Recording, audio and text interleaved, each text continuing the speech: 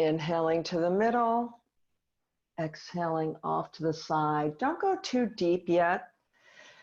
And a couple of the things that we will incorporate are ways to keep shoulders and neck happy. So when you stay here going to the side, then just gently turn your head to face the hand down, turn it to face the hand up.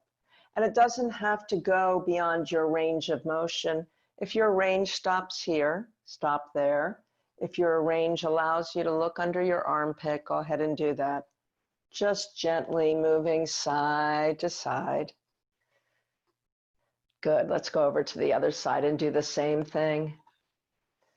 Looking down, looking either neutral or up, depending on your range of motion.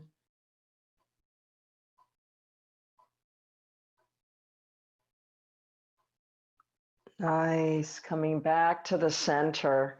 Shrug the shoulders up, drop the ear off to the right, let the shoulder go down.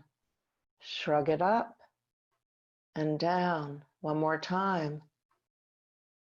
Go to the other side, shrug the shoulders up, let the ear drop onto this shoulder, let the shoulder down and up and down and up, and a few more times. Nice.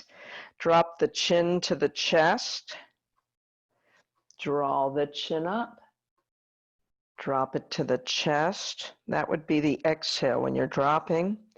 Inhaling up, and one more time, and up. Good. Let's change the cross of our leg. So we're going to do a twist, and actually I do need everybody to be in the same cross for this one. So I'd like for you to have your right leg either in front or on top. If that was the way you had it, I promise you we'll get to the other side. And we're going to do a twist off to the right. So in doing the twist, we're not going to stay here initially. We're going to go into the twist and out of the twist facing me. Into the twist and out. And this time stay, but now let your head come back and forth toward me and back. Again, this is a safer way rather than just holding a pose, particularly at the beginning of a practice.